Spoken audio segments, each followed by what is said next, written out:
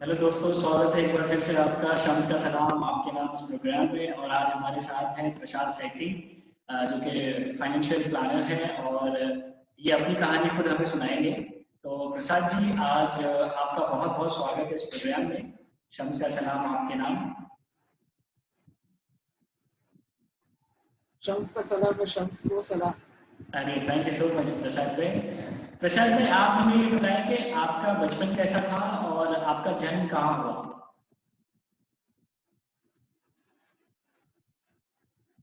मेरा जन्म मुंबई में हुआ है एंड बाय बर्थ मुझे स्पाइनल कॉर्ड मस्कुलर एट्रोफी है। स्पाइनल कॉर्ड मस्कुलर एट्रोफी है ना, आपके कुछ मसल्स है जो डेवलप नहीं होती है। तो मैं बचपन से कभी कुछ चला नहीं हूँ, तो इट्स ऑलवेज कि मेरे को मेरे घर वालों ने उठा के बिठाया है या जैसा भी है। तो मेरा स्कूलिंग वगैरह एकदम नॉर्मल स्कूल में हुआ है, जहाँ पे मुझे पहले व्हीलचेयर में पुश करके लेके जाते थे और बस। तो यानी प्रसाद भाई, आपकी स्कूलिंग नॉर्मल स्कूल में हुई और आपने बताया कि आपको जन्म से ये डिसेबिलिटी है, जिसके बाद यानी पूरे आप कभी चल नहीं पाए। तो जब आप स्कूल में जाते थे तो कभी आपको डिस्क्रिमिनेशन फील होता था या कभी आपको ऐसा लगता था कि कुछ अजीब सा है, या फिर सब नॉर्मल था एकदम।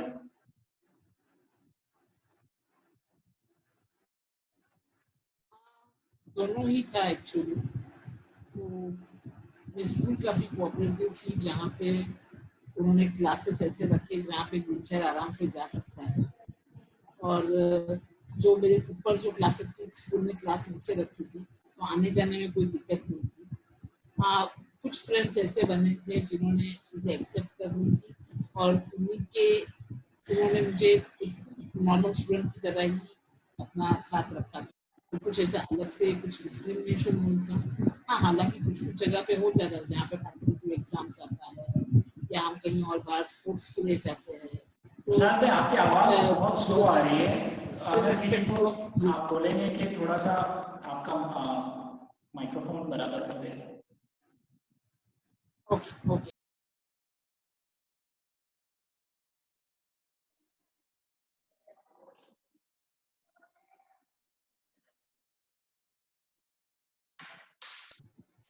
हेलो हाँ प्रसाद।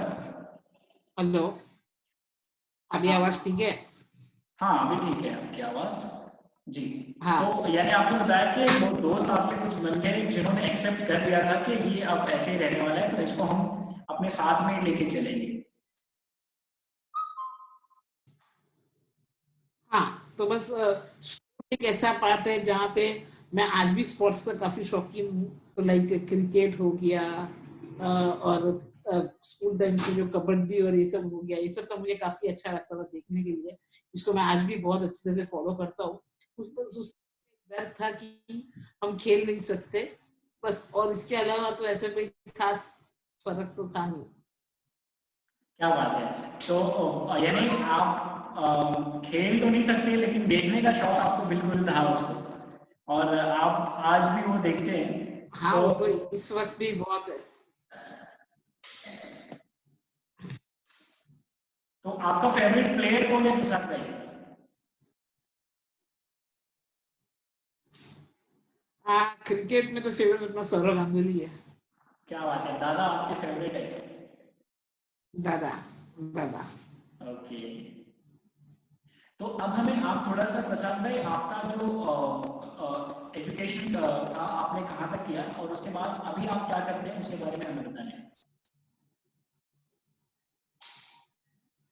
ओके, स्कूलिंग 10th तक था। स्कूल में एक्चुअली मैं मेरा पेपर लिख नहीं पाता था पूरी तरह से, क्योंकि स्पाइनल कॉर्ड मस्कुलर है कि आपकी चारों नींव सही से काम नहीं करती। यानी मैं तो मेरे हाथ से मैं ठीक से लिख भी नहीं पाता हूँ और खाना भी नहीं खा, मतलब बेसिकली हाथ पैर इतने ठीक से काम नहीं करते।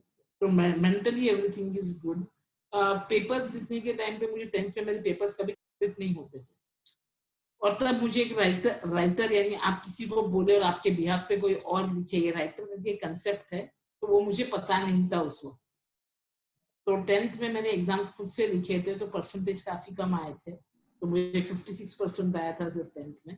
तो क्योंकि मेरा पेपर एक भी पेपर मैंने कंप्लीट नहीं कर पाता, सब पेपर में 30-35 मार्क के पेपर छूट जाते। लेकिन इसके बाद 11th ऑनवर्ड्स मैंने राइटर का कंसेप्ट अप्लाई किया और मैंने 11th के बाद राइटर लिखना चालू कर दिया। जिसके बाद 11th के बाद मेरे जो ग्रुप थी कॉलेज की, ये भी काफी पढ़ाकू ग्रुप थी, तो उनके साथ रहते रहते पढ़ाई में भी थोड़ी इंटरेस्ट बढ़ गई। तो तब मैंने सीए का फाउंडेशन कोर्स किया और इसके बाद मैं सीए करने वाला था, लेकिन सीए में कभी कोई क्लासेस में मुझे एडमिशन नहीं मिला क्योंकि व्हीलचेयर अंदर आने के लिए जगह पूरी नहीं पड़ती थी क्लासेस में। बॉम्बे के क्लासेस काफी छोटे होते हैं, तो वहां पे या तो क्लास ऊपर होता था जहाँ पे ग्राउंड फ्लोर है, वहां पे व्हीलचेयर अंदर नहीं जाते थे। लेकिन उस समय मुझे फाइनेंस का बहुत शौक था, तो मैंने उस समय बॉम्बे स्टॉक एक्सचेंज और नेशनल स्टॉक एक्सचेंज के लगभग 13 एग्जाम्स दिए 2 साल, मतलब मेरे फर्स्ट ईयर और सेकेंड ईयर बीकॉम के दौरान।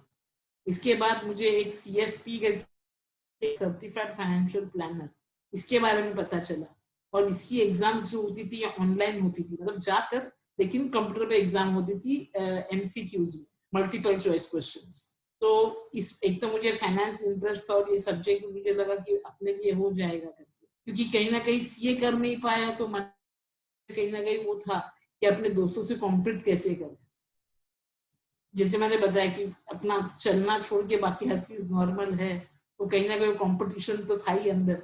तो उसके लिए फिर वो CFP की एग्जाम्स करी। फिर मैंने 6 महीने तो जॉब भी किए थे, लेकिन जॉब के दौरान थोड़ा चैलेंजेस और ज्यादा थी, इसके लिए फिर मैंने खुद की प्रैक्टिस चालू करी आफ्टर माई बीकॉम।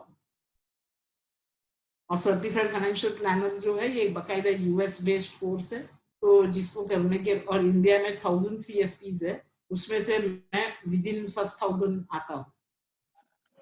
क्या बात है, बहुत बहुत मुबारक हो प्रसाद भाई। यानी आपके अंदर जो जज्बा है कंपटीशन का वो हमेशा ही रहा। भले ही हाथ पैर काम नहीं किए वो अलग बात है, लेकिन दिमाग का आपने बराबर इस्तेमाल किया। तो बहुत ही सच में आप मोटिवेशन है। मैं खुद, मेरे लिए, मैं जब आपसे पहली बार मिला तो मुझे बहुत अच्छा लगा और मैं आपसे काफी मोटिवेट होता हूँ। एक चीज आपने बताई कि आप सीए नहीं बन पाए साथ में, लेकिन आपने मुझे बताया था कि जो आपकी फॉर्म्स है उसके अंदर अब कई एक आपके सीए काम करते हैं। हाँ तो उसके बारे में आप हमें थोड़ा सा बताएं कि आप एक्चुअली में क्या करते हैं। हाँ। तो शम्स कैसा है कि काफी लोग पैसा अर्न तो कर लेते हैं, लेकिन पैसा अर्न करने के बाद उसको सही तरह से इन्वेस्ट कैसे करना है पता नहीं होता है। तो मैं अभी कैसा हो जाता है, लोगों को हम पूछेंगे कि आप इन्वेस्ट कहाँ पे करते हैं, तो लोग इधर कोई LIC पॉलिसी खरीद लेते हैं या अपने बैंक मैनेजर ने क्या बताया उधर इन्वेस्ट कर देते हैं। तो लोगों को क्लियर आइडिया नहीं होता है। और पैसा ऐसा चीज है जहाँ पे लोग बहुत डरते हैं, इसके वजह से भी कई लोग कई बार इन्वेस्ट नहीं कर पाते। तो मैं ऐसे आज के तारीख में अप्रोक्सीमेटली 600 फैमिली है जिनकी मैं पूरी फाइनेंशियल प्लानिंग करता हूँ, और उनको उनका इन्वेस्टमेंट्स कैसे करना है, उनकी कंडीशंस कैसी है या फिर उनका बैकग्राउंड कैसा है, ये सब पूरा समझने के बाद उनकी पूरी तरह से प्लानिंग करके उनको हेल्प करता हूँ कि वो अपनी फाइनेंशियल गोल्स जो है वो अचीव कर सके। तो इसके लिए हमें लीगल, सीए, ये सारे प्रोफेशंस की जरूरत रहती है। तो हम ये सब, इसके साथ हमारा एसोसिएशन है। थैंक यू प्रसाद भाई बताने के लिए कि आप कैसे इस हालत में भी, यानी आपने हार नहीं मानी है और आप लोगों को उनकी फाइनेंशियल प्लानिंग करके जिंदगी में कैसे आगे बढ़ना है, उनके फाइनेंशियल गोल्स कैसे अचीव करना है वो आप बताते हैं। बिल्कुल, मैं भी जब कमाने लगूंगा तो जरूर आपके पास आऊंगा, मुझे भी आप हेल्प करें और मैं भी अपनी फाइनेंशियल प्लानिंग आपसे करवाऊंगा। है प्रसाद भाई, मुझे इसके अलावा और बताएं कि चूंकि आप पूरे दिन व्हीलचेयर में रहते हैं और आपके हैंड्स की मूवमेंट और लेग मूवमेंट, तो क्या आप कभी फ्रस्ट्रेट फील करते हैं या फिर ऐसा लगता है आपको कि कभी आप भी इस व्हीलचेयर से हट जाओ, या फिर कोई कोई ऐसी चीज जो आपको फ्रस्ट्रेट करती हो, या फिर आप कैसे मैनेज करते हैं अपने आप को उस कंडीशन में।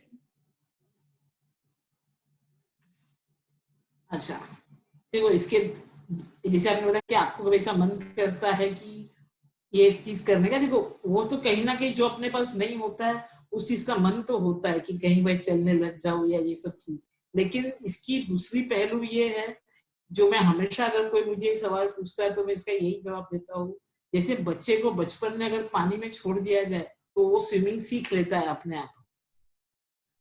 तो उसी तरह से कहीं ना कहीं मेरा भी ऐसा ही मानना है कि भाई बचपन से ये कंडीशन है तो जीना सीख लिया इसी के साथ। बहुत अच्छा एग्जाम्पल दिया आपने प्रसाद भाई के, बच्चे को अगर पानी में छोड़ दिया जाए तो वो स्विमिंग करना सीख लेता है और आपने जीना सीख लिया है। तो मुझे लगता है कहीं ना कहीं ये हम जितने भी लोग हम देख रहे हैं हम सबके लिए ये एक सबक है कि जिंदगी कैसे जीना है। और प्रसाद भाई मैं चूंकि अभी क्या कहते हैं कोरोना का टाइम चल रहा है और खास करके डिसेबल लोगों के लिए कुछ खास पॉलिसीज भी आई हैं सरकार की तरफ से। तो आप सरकार को क्या मैसेज देना चाहेंगे और हमारे जैसे जितने भी डिसेबल लोग हैं उनको क्या मैसेज देना चाहेंगे आप? ओके, क्वेश्चन जहाँ पे आपने पॉलिसी की बात कही, अगर ये आप इंश्योरेंस की बात कर रहे हो? नहीं, मैं ओवरऑल जनरल हेल्थ से रिलेटेड बात कर रहा हूँ। हाँ, तो हेल्थ में बेसिकली आप हेल्थ फैसिलिटीज की बात कर रहे हो या हेल्थ इंश्योरेंस की बात कर रहे हो? हेल्थ फैसिलिटीज की बात कर रहा हूँ मैं, जैसे कि लाइक अभी कोरोना के लिए सेंटर्स बनाए हैं उन्होंने लोगों के लिए, आम लोगों के लिए कि अगर किसी को ऐसा हो जाता है तो उनके लिए हाँ। तो वहां पे उनको रखेंगे, लेकिन ऐसा कुछ स्पेशली डिसेबल लोगों के लिए नहीं है।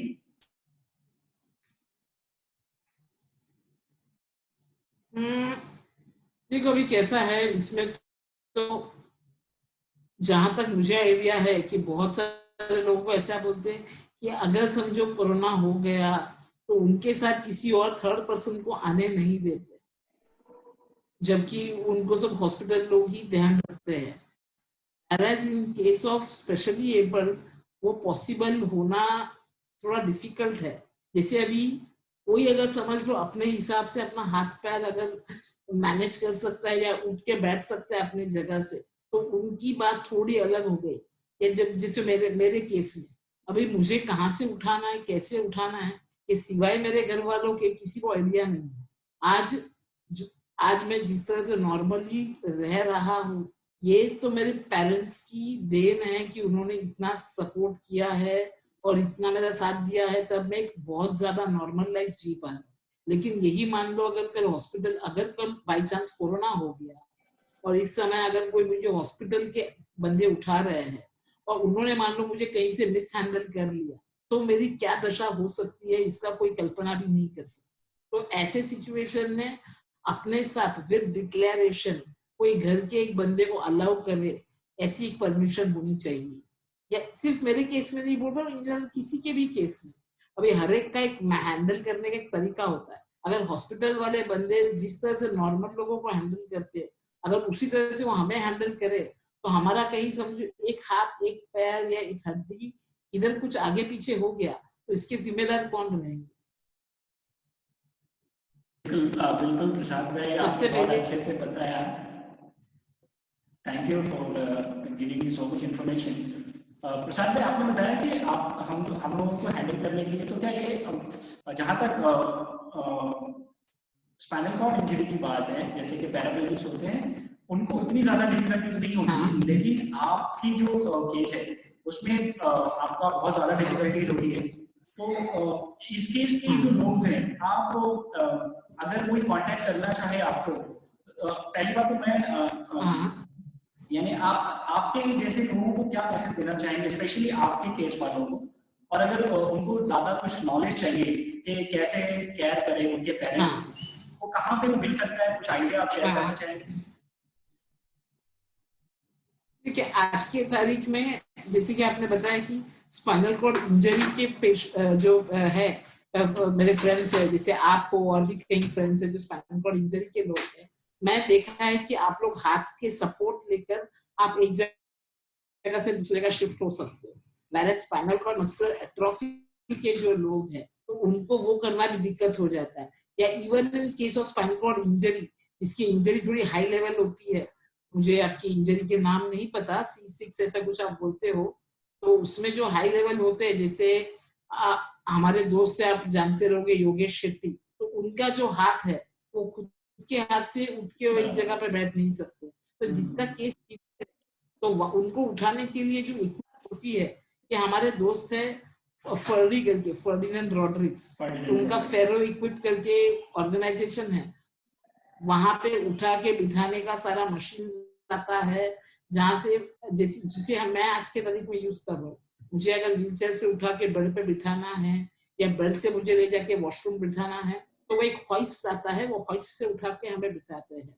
तो ये एक इक्विपमेंट हो गया।